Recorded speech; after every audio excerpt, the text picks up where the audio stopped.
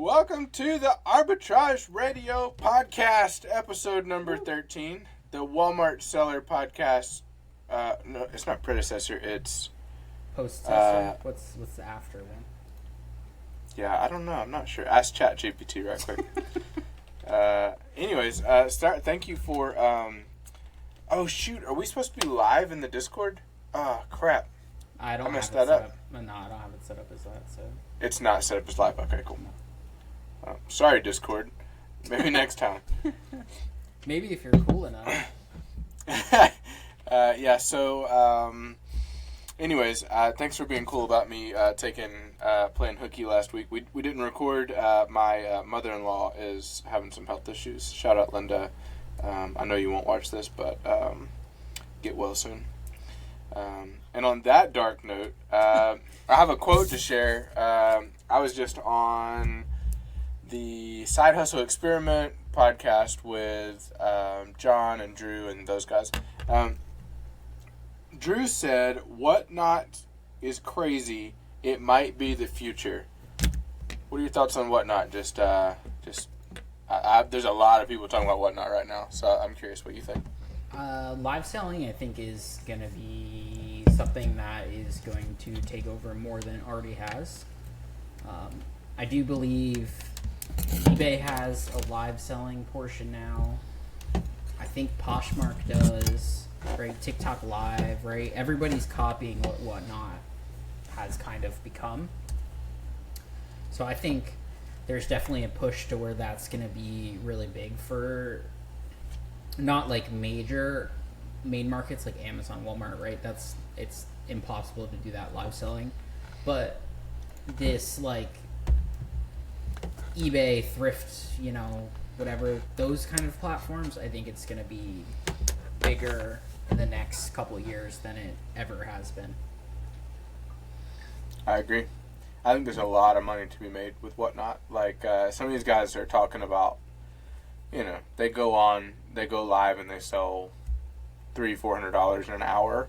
And, that's wild because a lot of it, like, you're dealing with liquidation prices on the buy cost side. So you're paying, 80, 90, 95% off anyways, and then you're selling it back. Lower fees, like, I think they're killing it. So I wonder if there's a market for what we do on that. You know what I mean? I don't know if the margins are... Retail arbitrage? Yeah, I don't know if the margins are going to be high enough to see that be as successful as selling on, like, Walmart. I mean, take a $10 plush that sells for $30, put it for $21. The question is, would it sell? Like, maybe you have to sell it at $18. It's a fast nickel over a slow dime. I don't know. You'd have to have enough room in the margin, and it has to be desirable. You need the right audience. So yeah, and them to buy, like, right then. Mm-hmm. It's a good question. Might be a little more difficult for us, but I would love to see that. Like, okay, bin store style, right? You're buying liquidation pallets. You're getting it at that 90%, potentially maybe 70, 60, depending how close to the source you are, right? I think that's where it's successful. But I'm curious if there's more of a market for, retail price. Pokemon, it's doable for Pokemon, right? Pack yeah, holders, for right? sure. Yeah, I wonder if you could... What if you could sell to resellers? Like, go on there, I know people that source from Whatnot to sell on eBay. Like, hey, I want to sell this right now. I'm willing to sell it for $3, but I don't know. Yeah. I don't want to reinvent the wheel, but it's interesting. And the problem for me is it feels like you have to, like, clock in. Like, I gotta go live, and then I have to be live for 2 hours. Like, 2 hours is a long time. Like potentially a little less flexible, right? Yeah. We're going to record this podcast, and then it lives forever. And it just plays in the background, and I don't have to continually, come and redo the podcast. I guess technically we record new content, but like, I don't know, having to go live constantly seems like a job. It seems like work. Did you said you were gonna do a whatnot? Did that ever happen? No, I'm trying. What the dead inventory at the store, we want to move on whatnot, even if we sell it for like $2 or $3. So like we're gonna give it a go. But like scaling it, I don't want to do it. I want to have I want to hire some kid to do it. I don't want to do it. I think you have a good personality for it, though. Yeah. Because you have to be engaging and interactive, and you have that. It's like you're goofy without being like over the top, like ridiculous, right? Thank you. So I appreciate it's true. that. So I think that breeds a lot of similarities between people out there who kind of sit on whatnot, and people enjoy that. You have to be entertaining. You have to be a persona. Yeah, and if you're not that, you're not going to get interaction from people the way you might if you are kind of just like flat versus that outgoing. I have no desire to do it at all. Yeah, I can see that. I'm yeah. good.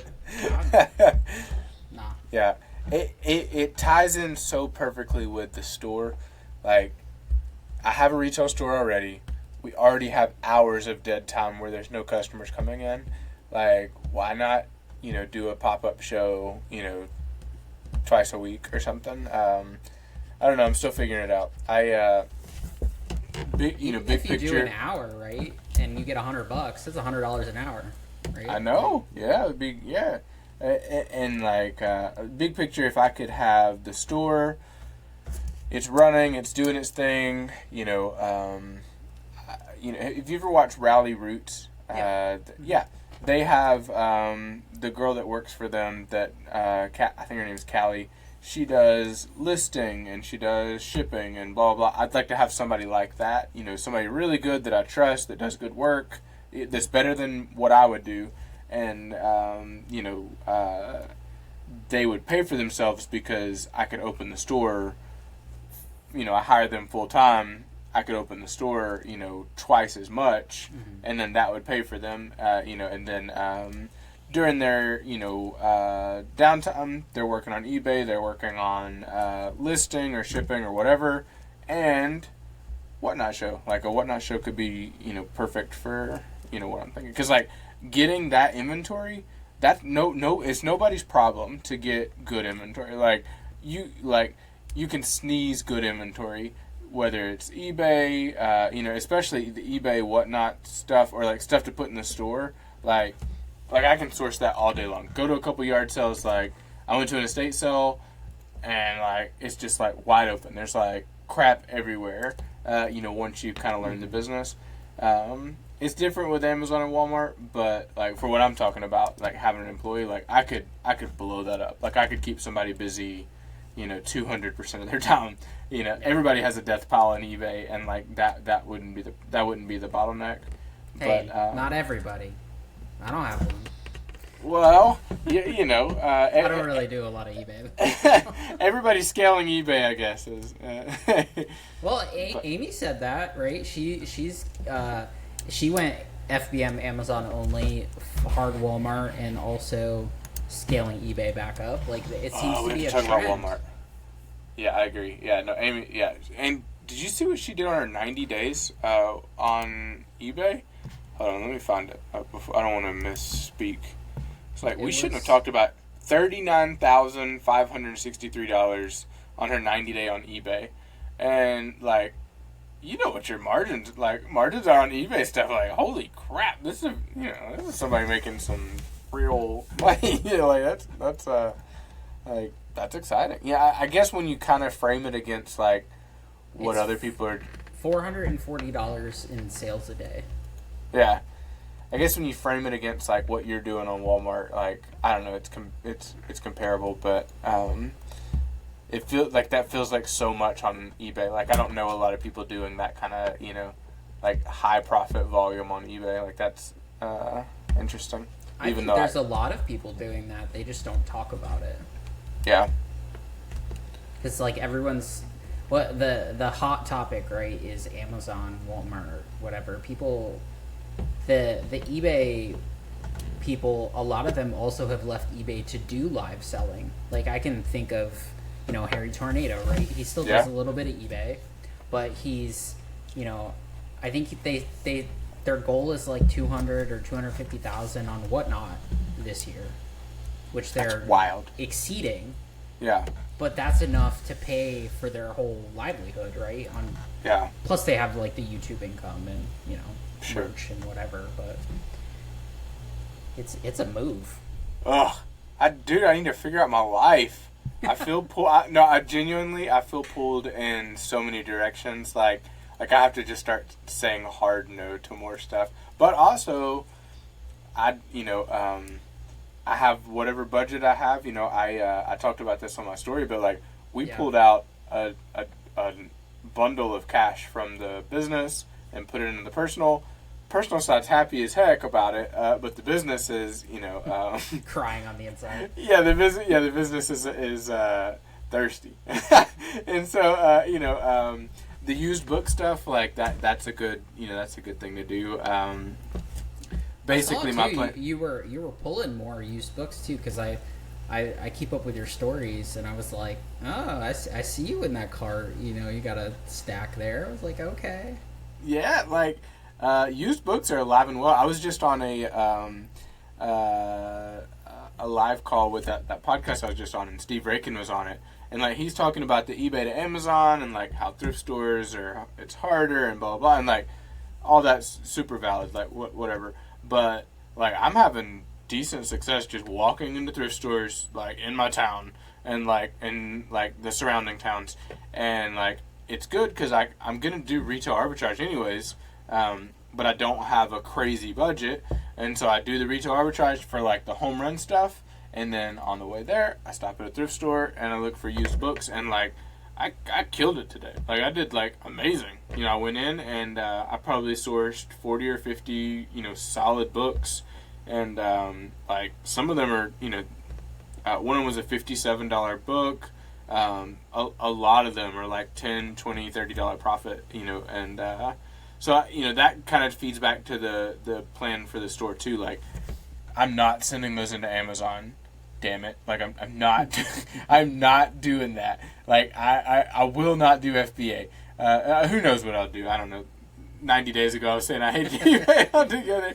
And here you are selling a $160 master's hat on eBay. That was crazy. That was amazing, yeah. But my plan is I want to build up like 5,000 used books in FBM, have them in the back, running in the background, and then I'll be able to afford a full-time person that can run the store, do that while I'm doing, my thing. Let cash flow heal. Like, we've done this, like, thinking out loud, we've done this 4 or 5 times where basically we just give a big FU to the business and we take all the money and put it on the personal side, and then the business just kind of, has to regenerate. Yeah. Like, it is like, I don't know if it's something that I want. At first I was like, this is kind of, like, I'm going to have to make content about being broke, and like, but I'm not broke. Like, it's just the business is broke. And so it's like, maybe this is like my thing. Like, we build up to XYZ amount where we can cash out. AJ does this. She buys rental properties. Like, you cash out that money and then you rebuild with, with the assets you have. Like, and it keeps you from being like crazy 7-figure leveraged into Amazon, where if Amazon pulls the sheet, they're only pulling the sheet on, a little bit, instead of some crazy amount. But I don't remember where I was going with that. But if I can get 5,000 used books in the back of my retail store, and then I'm open, 60 hours a week, and I only have to be there like 15 of those, that is a really good situation for me. Like, that could really, really work. And so, that's kind of... You previously had a used book operation. People might not know that. Your failed used book FBA, whatever, I did. right? Do you still have your contact to where you could get those books again if you really wanted to go into that? I could do bulk. The book operation I always talk about, it was a failed bulk book operation, and so basically what I did is I cold called a bunch of places. I got lucky, and I closed a bulk account, and then I just had so many books, and like, if you walked into my old warehouse, it was a pull-up door into an office. Like, you could just slide sideways through the Gaylords. Like, I had so many. And I remember at the end, when I finally gave up, I literally hired a junk removal company to come in, and we junked all of, like, it is so sad to think about.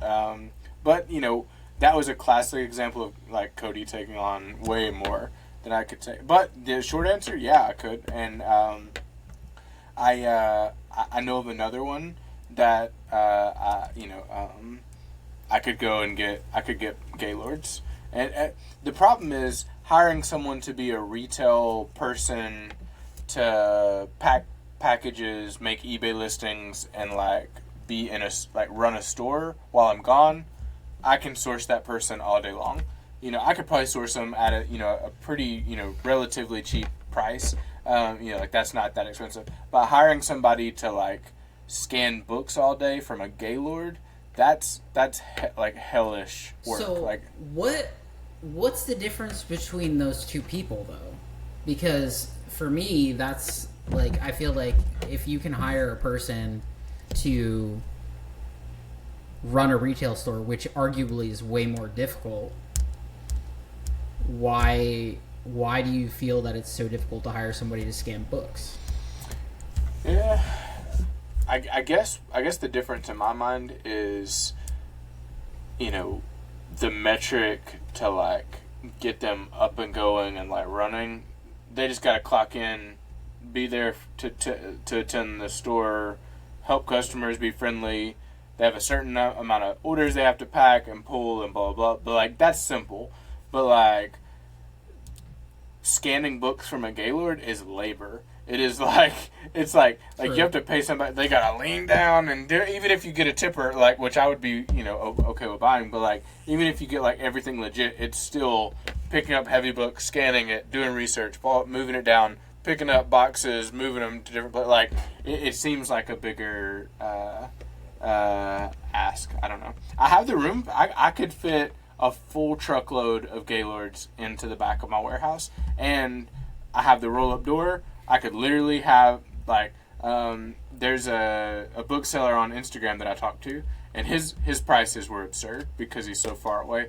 But, like, he was like, yeah, I can get you a truckload of unsorted, donated books. I was like, that's amazing. And then the price, wouldn't make sense at all. $10,000 for shipping, like, no. Yeah, it's like crazy. But, like, if I had that, I could fit them. Like, I could fit them nice and neat, and I guess kind of another place where my head is, like, I don't know that's the kind of, like, operation I want to have. Like, I kind of want it to be kind of chill.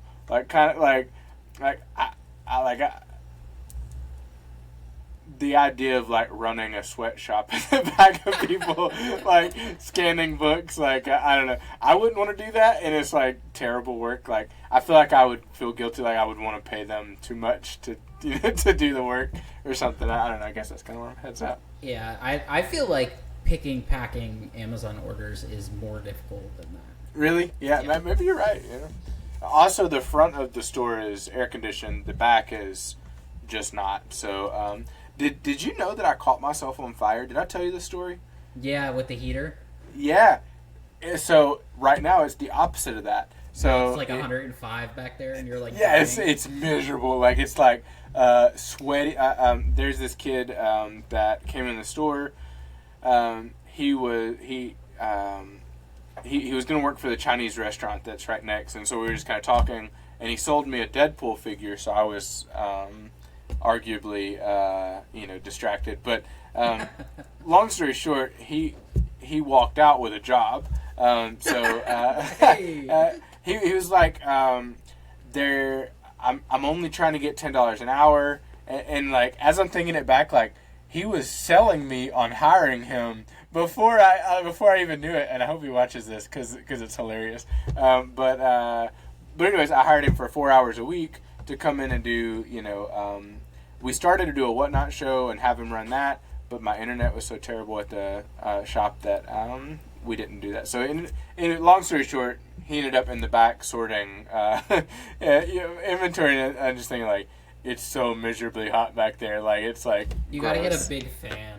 Like we have a little fan. Yeah. You need like the big industrial, like move some air.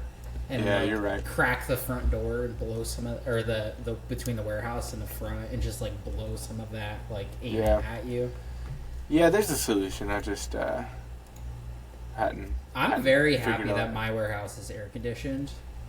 It's insulated and air conditioned. I have a roll up door. It's great. Good for you. Yeah. I just had to pay. First world problems. I had to do quarterly AC service on it per my lease agreement. It was only like $95, so it wasn't too bad. But there you go. That's not too bad. I'm glad mine didn't make me do that. That would be awful. Yeah, I as I've gotten older, I realized that I am spoiled rotten. I like to be cold. Like I like going in the even the front of the store. It's like reasonably cool. Like there's like a good air conditioner. Like it's like, but it's still like a little bit, like sweaty when they open the door. Like you can still feel the heat. And like in my house right now, which is where we're recording, it's like 68 degrees all the time. Holy crap! Yeah, like it's cold. Like I keep it cold, and I hate and that. So. All right, I live in Florida, right? You always see me wearing this hoodie, right? It's 72 to 74 in my house, and I'm freezing my ass off. No way. I hate it. I hate it. Yeah. My warehouse, I keep it at 78, and I bump it down to 76 when it gets hot. That's it. Bro, that is awful. But I'm comfortable. No, you're not. I am. In denial. No. You're in denial. I hate being cold. I rather sweat my ass off than be cold. Oh, man, that's crazy. Well, anyways, I guess we should give some value to the end customer that listens to this podcast. For the 3 people who are going to watch. No, this one's going viral, bro. Hey, the Side Hustle Experiment guys, they just had their 100th episode. Hey, good for them. We could also be on closer to our 100th episode if you would let me count the first 10 that we did. Nope. This is technically 23. Anyways, it's not on the channel. It doesn't count. What are we gonna do? What's the plan? Like, how do we? Like, are we just gonna interview a bunch of people? Like, what? Like, what? Yeah, why not? How did I get here? I don't know. This was your idea, all right? I'm just along for the ride. I just say random crap, and then the next thing I know, I'm 20-something episodes into a podcast with a guy I've never met, Hey, this counts as meeting, all right? This is the work from home life, all right?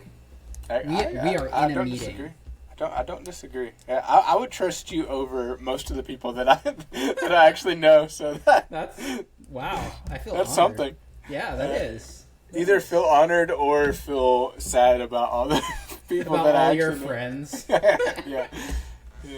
We will meet in person at some point. Yeah. I don't travel much. That's the problem.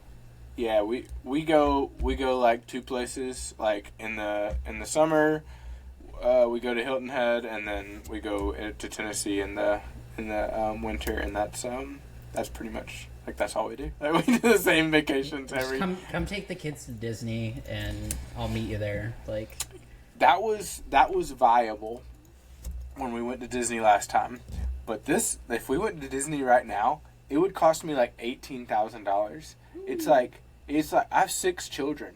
Like I I have so many children. When was the last time you went? Like 3 kids ago. Like wow, we went in 2020, so I guess it's not really 3 kids ago. But I guess they were babies, so that maybe that helped. But like pricing out Disney now, I'm like, could I maybe swing it? Maybe, but like, do I want to? A day pass is like $300 and something, right? And it's crazy. Plus food, drinks, whatever. If you want fast pass, oh my god. Yeah, we did do the whole, like, kind of shebang like we did. Like, and we ended up going during COVID, which was a mistake. Like, I wish that we had went, like, a year later instead of going when we went, because... it's way too busy, though, in my opinion. It's just, like, there's too many people. Yeah. I would really went, go to Epcot, though. I have Disney pictures, and, you know, if the kids would be like, why didn't we go to Disney? I'd be like, we did go, you just don't remember. The perfect time to bring them when they don't remember. Take them, yeah, exactly. We'll take them to Six Flags instead, and that's way cheaper, like significantly cheaper. Have you ever been to Six Flags? I don't remember if I've ever been. I'm originally from New Jersey, so there's one up there, but I don't remember if I've ever been. Yeah, I like Six Flags, but carrying around the two little kids now, it makes it harder. So we mostly just go to the beach. The beach is easy. Like, the beach is super easy. We just go out there and then just chill. Do you feel like you're in summer slowdown right now? It's hard for me to tell because, like, we're just in a slowdown in general. What I saw a message from you. Do you feel like you're in a summer slowdown? Yeah, I do. Yeah. Like bad. What? Yeah. Yeah. What's the problem? Like, stuff is just sitting or tanking or? Not even tanking. I don't feel like people are spending. Interesting. Like today I've only had $800 on Walmart, which is like pitiful. $800 average a day puts you somewhere around $30,000 a month. Yeah, so that's. I think I'm averaging like 1 to 1.5. Okay. Yeah. Nice. So I'm like 30 to 40. But I was pushing 50, 55, 60. Yeah. And then another 20 on Amazon. I have like $2,000 on Amazon right now. Like, my Amazon sales are nothing. Dude, I got messed up, man. I shipped these basketball nets at FedEx with Walmart, and FedEx just lost all of them. Like literally, like 18 orders or something of like a $70 product. They just lost it. So if I go into my Walmart, like, they've all been, Walmart immediately refunded all of them. So I'm out the product, the shipping, and a full refund to the customer. And you should be able to file insurance, though, right? I'm going through to file, but I'm going to have to file with FedEx directly, not with, like, it's going to be outside of Walmart. And so it's like, it shows that they received it, and then it's just in transit. And so it's like... That's weird. It's a real problem for me. Like, Walmart, on the first, like, the first sign of a problem, Walmart refunded. Just, like, they just sent me, they didn't even, like, refund. Like, it wasn't even late yet. Like, just refund. And so, like, the customers got full refunds. Send me one of your tracking numbers in DM. I want to look at it. Just curiosity. Yeah, I'll do that. Hold on, just. Was it regular FedEx or was it like Express 2 days? Like. It was USPS FedEx.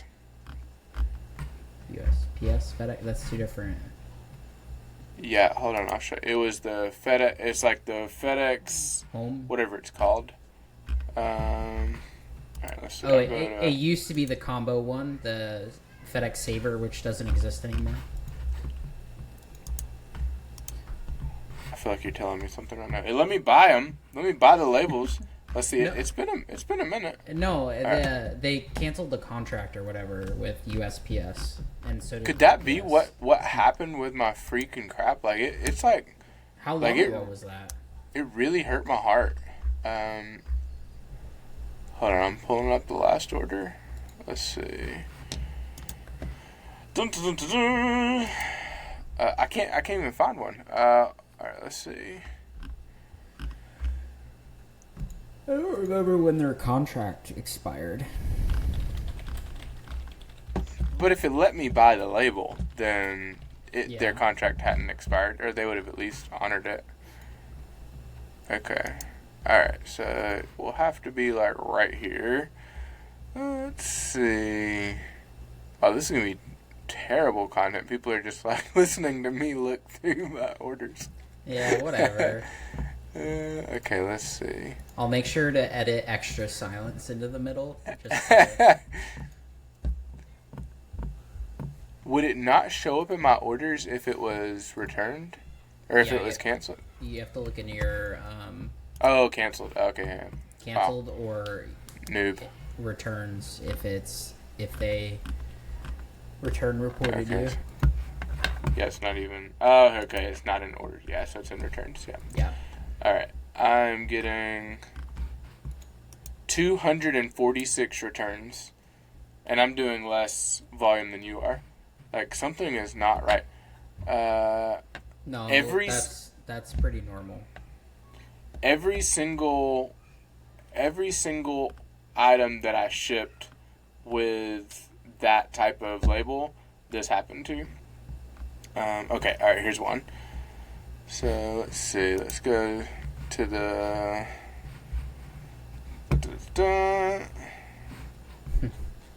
Dispute this return. 770 returns. I don't even want to hear that you have only 200. Ouch. Alright, so I'll copy the purchase order number, and then I'm going to go back to orders. I wonder what my return rate even is. I'd be curious to know that. You can actually see it, apparently. Oh my god. 971 in the last 365 days. Ouch. So 4.09%. So are you getting... do you have it set where it returns to you? I don't sell or fulfilled, so... So it goes back to WFS? Yeah, and then they do the same thing like Amazon. They sort it, categorize it, whatever, and then some of it gets put back in your inventory, some of it gets returned. And I would say at least half of it I can send it back in most of the time. There's at least one thing out of every return that's like actually perfectly fine. And then the other stuff goes on eBay, or we have a giant garage sale pile. We need to do a garage sale, but Yeah, I don't get anything back. Nothing ever comes back to me. are you All sure right, you so have your address right? I have to check, yeah. Somebody's getting all your returns. It's somebody my old address. Alright, so I have the shipping number. Let's see. Chat. Is this going to post it publicly? I actually don't care. Alright, just posted that. Alright, so if I go to FedEx and type that in, it doesn't even pull anything up. It's not a tracking number. So what in the world is happening? The sky is falling. Okay. Yeah, that's. I think that's too long to be a tracking number. Okay, here's what I do. If I print the label... Alright. Because that's like way too many numbers. 6129... Well, don't say the whole thing out loud because people can look up your tracking. Okay. Yeah, that number is not even on the label. Yeah, so that's probably your order number or your PO. So are they're getting it, they're getting the product, and then they're the system's not picking up on it maybe? That would be terrible. Like if it's just an Amazon problem or a Walmart problem? Well, I mean, scamming's like kind of crazy in Walmart, right? So like, Okay, no, okay, all right, here we go. This is from the label. So that's the one that is reported to Walmart, what I just sent you. Yeah. And that is... That's a FedEx tracking label. That is a FedEx. Yeah, so you can see it got caught up at the Atlanta, Georgia distribution center in transit to local post office April 16th. Holy crap, I'm so behind. I'm not even gonna be able to get a refund on these because they're gonna be like, you waited 2 months. Yeah. So will be updated soon. What does that even mean? So do you have the label in front of you? Yeah. So is it the one with the USPS tracking on it as well? Yep. So what happens when you search the tracking on the USPS one? That's a good question. Because that would be your dispute possibility for Walmart. Okay, it doesn't. It's too many numbers on the USPS. So what if I take out the last two numbers? Nope. Welcome to the Arbitrage Radio, where James troubleshoots Cody's business. Which Cody should have troubleshot 2 months ago. 60 days ago. Okay, so that's the 612. Okay. Yeah, if I type that in, it doesn't even pull anything up with the USPS. Cooked, bro. Cooked. Yeah, honestly, never use the saver options. I've never used. Yeah, exactly. Yeah. If you have Pro Seller too, a lot of times you could do the 2-day FedEx cheaper than that anyway. Yeah. Because for those who don't know, Pro Seller Badge gets a discount on 2-day shipping from FedEx. And that's before they did the program for the sector delivery stuff too, right? So, yes, when we were talking about it before, I was starting to do this, and I was like, I'm never messing with FedEx again. Yeah, anyways. All right, so... gross. FedEx is rough, man. I sold a bunch of those, too. Like a bunch. Like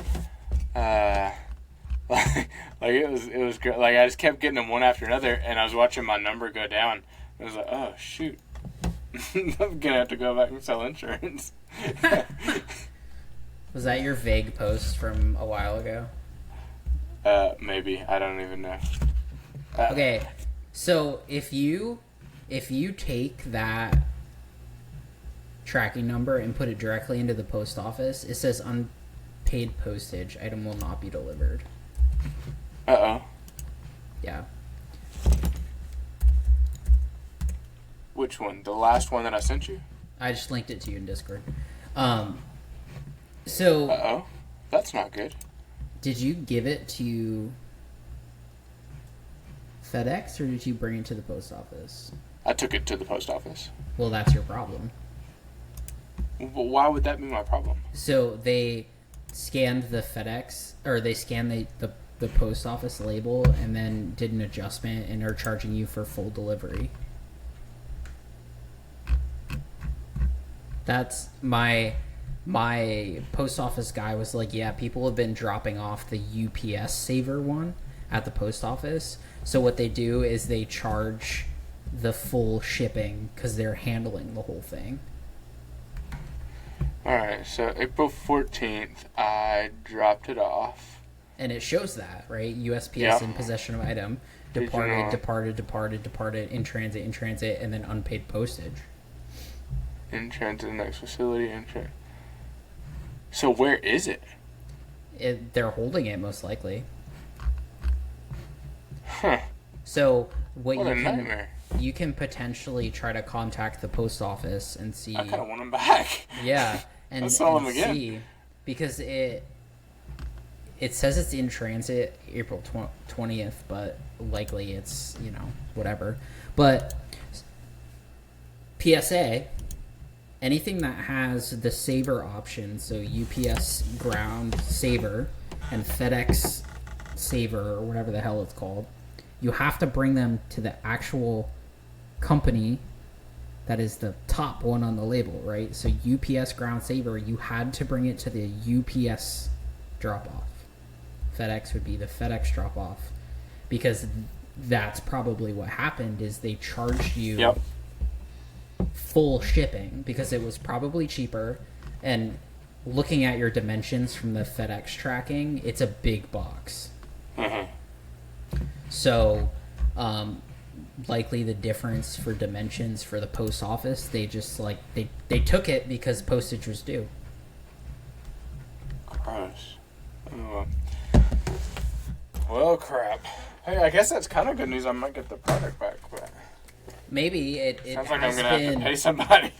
You're gonna have to pay for them to return it to you, most likely. Which I don't know if that's worth it for you, or you just take it as that was seized. A shitty business, whatever you want to call it, right? I just tell you, it's raining L's.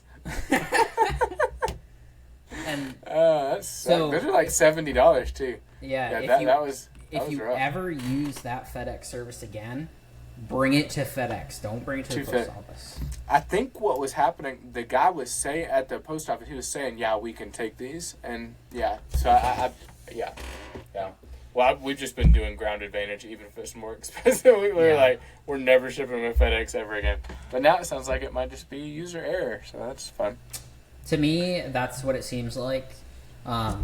So I know FedEx had like a pickup at my post office, which they got rid of because I'm pretty sure they don't do it anymore, where they do that drop-off thing. But they'd have like a pickup rack for FedEx, so they'd like, we'll take them. But they're scanning the USPS tracking number, not the FedEx tracking number. And I wonder if that screws up in the system or whatever. Yeah, something's not right. Yeah. I would check those other USPS tracking numbers for the ones you've had the issue with and see if all of them say that. Because it's very likely that all of them are that way. Yep, I bet you're right. And if it is that, then I'm... I'd kind of already taken it as an L anyways, so... But in your head, you can kind of just write that off as, hey, less taxes paid, because I lost money. Yeah, I'm tax loss harvesting. That's what they call it in the crypto world. It's like, I'm just... I don't want to make too much money, That would be crazy. Well, yeah, then you got to pay it all to the government. Who wants to do that? Yeah, so anyways, I started that sentence to end by saying I'm considering doing some WFS again, which is, like my initial thought was I can have the inventory at the store and it's like on the back wall. So if it's on the back wall, it's purchasable inside the store. But like as I've thought through it more, it's like I'll just put eBay stuff up there and like just run the WFS and like I was worried about them losing stuff, but like it's not that hard to check every shipment, like, and it would be so much less. Somebody to do that anyway.